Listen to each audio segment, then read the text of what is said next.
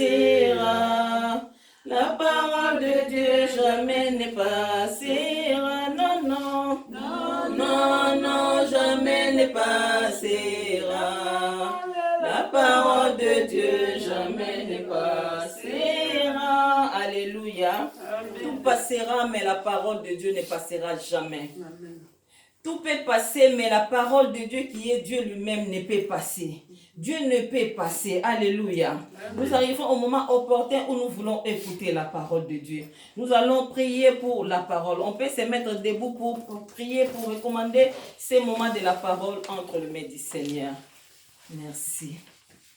Nous allons prier. Recommander ces moments entre les mains du Seigneur et recommander la servante de Dieu entre les mains du Seigneur. Afin que lorsque j'ouvre ma bouche, que Dieu parle au travers de moi. Que Dieu m'utilise comme un simple instrument pour la gloire de son Saint-Nom. Nous allons prier. Seigneur, nous te bénissons, nous te disons merci pour ces moments merveilleux que nous voulons passer, ô Père éternel, dans ta parole, dans ta présence, Seigneur. Nous voulons t'écouter, Seigneur. La Bible dit tout passera, mais ta parole ne passera jamais. Seigneur, mon Dieu, mon roi, dispose nos cœurs, mon Dieu, à écouter ta parole, Seigneur. C'est Père éternel que tout ce qui est, ô mon Dieu, mon roi, voyage des pensées soit fourvoyé, chassé loin de nous, au nom de Jésus. Que le Saint-Esprit dispose nos cœurs à recevoir ta parole, afin qu'une personne soit bénie ce matin, afin qu'une personne soit délivrée ce matin, afin qu'une personne soit guérie ce matin, dans le nom puissant et glorieux de notre Seigneur. Nous t'avons ainsi prié. Alléluia.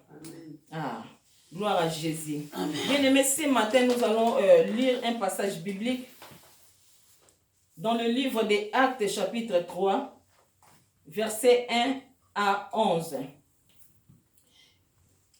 On ne lit pas encore. Le thème de mon message aujourd'hui est le nom de Jésus-Christ de Nazareth. Le thème de mon message, le nom de Jésus-Christ.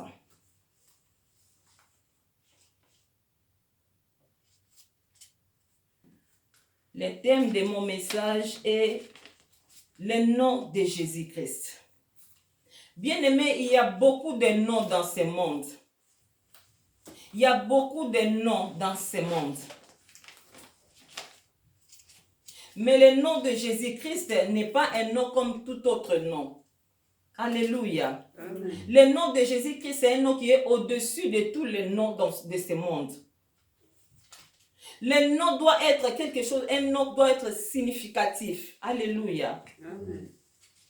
Un nom doit être significatif parce que dans le nom, il y a l'influence. Dans le nom, il y a, comment on dit? Dans le nom, il y a, le nom influence, voilà. Le nom influence une personne. Le nom influence la vie d'une personne.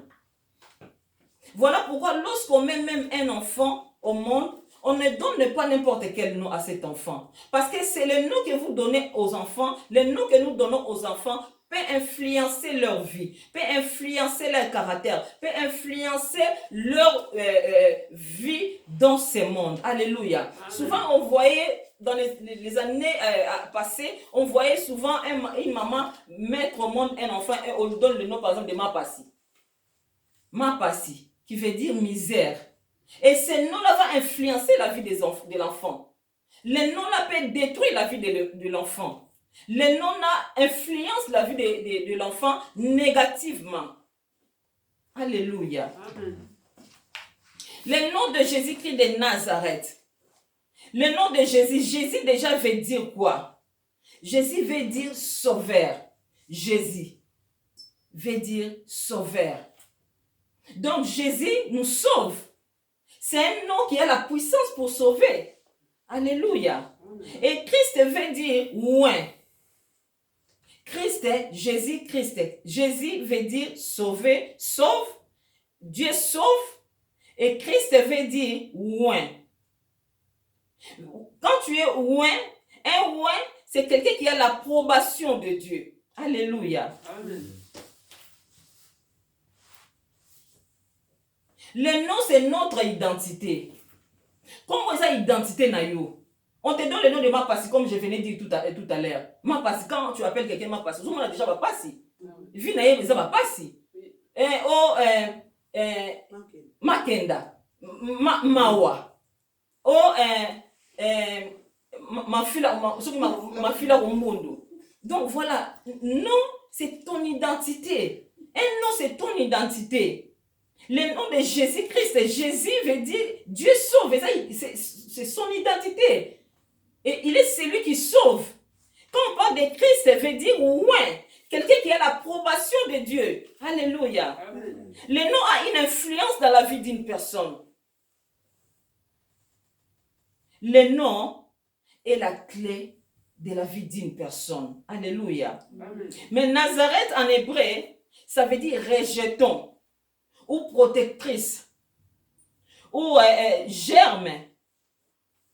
Le nom de Jésus-Christ est devenu un médicament dans nos vies. Alléluia. Amen. Bien aimé, nous allons lire notre passage là, biblique dans le livre, comme j'avais dit, Actes chapitre 3. C'est une histoire que nous connaissons, nous tous. Actes chapitre 3, versets 1 à 11. Je vais lire la parole de Dieu. La Bible dit, on peut s'élever pour honorer la parole de Dieu, s'il vous plaît. Ayons toujours l'habitude, quand on lit la parole, on se lève. La parole, c'est Dieu lui-même. Amen. Hein? Amen. La Bible dit, il était 3 heures de l'après-midi, l'heure de la prière.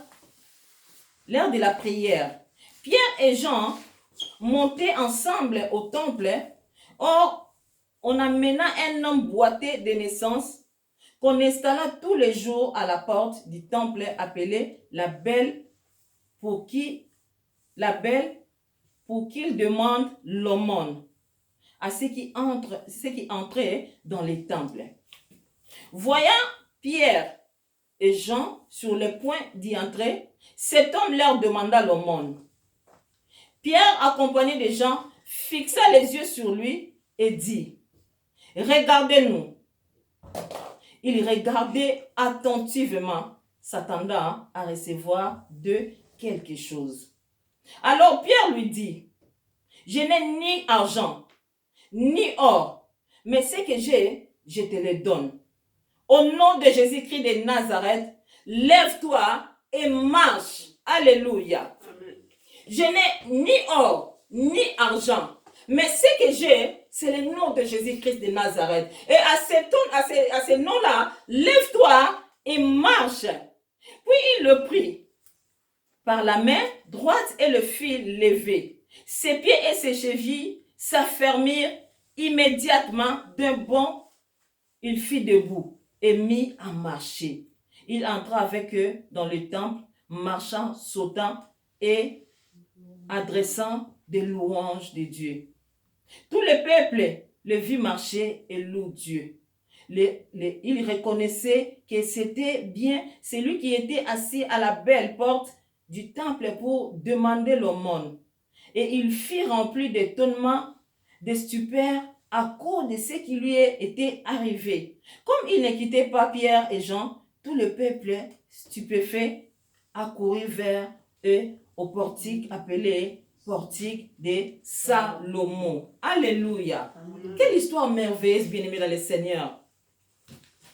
La Bible dit que cet homme, on peut s'asseoir dans la présence de Dieu. La Bible dit que cet homme était boité de naissance. Il est né boité. Il n'a jamais marché dans sa vie.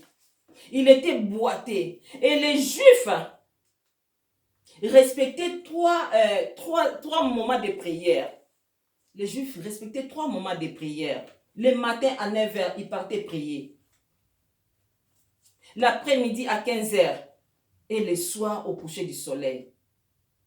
Et cet homme qui était boité de naissance,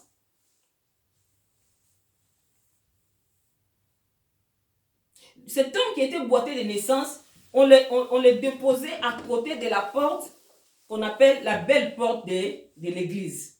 Donc, il y avait 2 portes. Mais là où on déposait le monsieur, c'est là où les gens passaient beaucoup pour rentrer dans l'église. Et la Bible dit que les Juifs et les non-Juifs qui croyaient en Dieu allaient souvent au temple pour prier.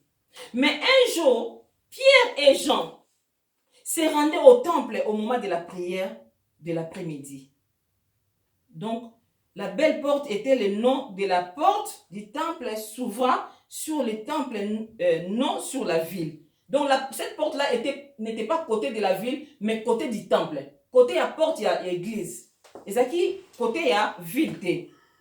C'était l'entrée favorable ou favorite.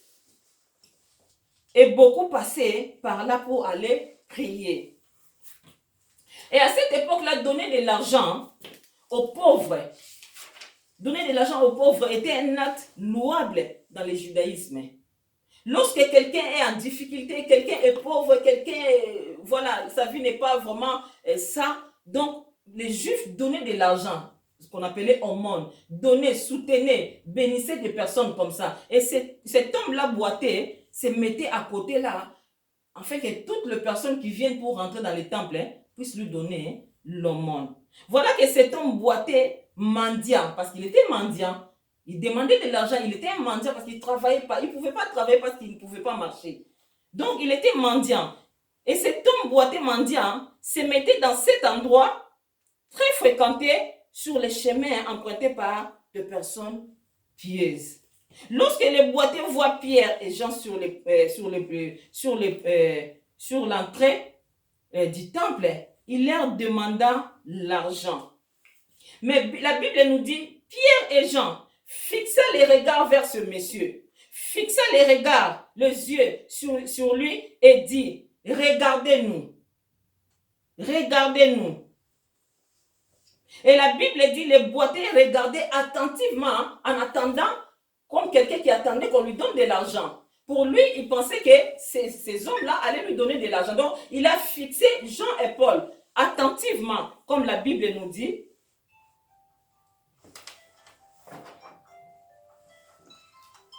s'attendant à recevoir d'eux quelque chose. Bien aimé dans le Seigneur, souvent, lorsqu'on est en difficulté, lorsque nous demandons quelque chose à Dieu, nous demandons parfois des choses superficielles. Tu es boité. Au lieu de demander que Dieu puisse te faire un miracle, te donner un miracle, toi tu demandes seulement de l'argent. Donc tu vas passer toute ta vie à demander de l'argent. Au lieu de demander, Seigneur, fais-moi voir ta gloire. Seigneur, délivre-moi de cette situation. Et ce monsieur demandait ce qui était superficiel. Cet homme boité, à la place de demander, je disais, l'aumône, il fallait demander que Dieu puisse les guérir. Alléluia. Pour que Dieu puisse lui procurer une autre vie. Mais Dieu, par son amour, va lui faire quelque chose d'extraordinaire.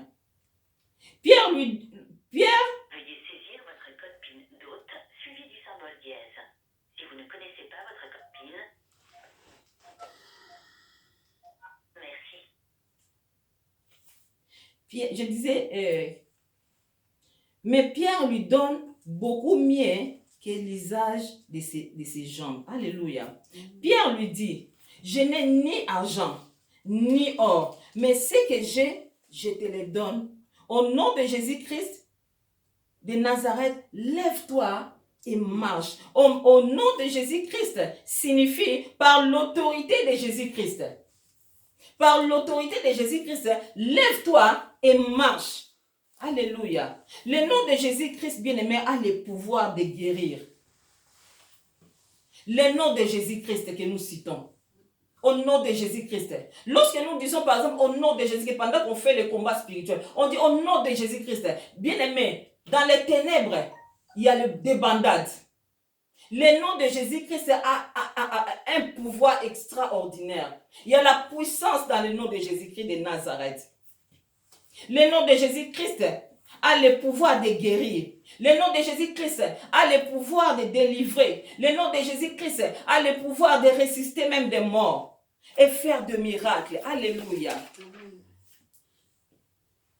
Les apôtres ont accompli beaucoup de choses, de miracles, par la puissance du Saint-Esprit et non par leur puissance. Ils ont accompli des miracles au nom de Jésus-Christ de Nazareth. Voilà que le boîtier de naissance commence à marcher. Lorsque Pierre l'a dit, je n'ai ni or, ni argent pour te donner, mais ce que je te donne, ce que j'ai, je te le donne. Lève-toi et marche au nom de Jésus-Christ. Et la Bible dit,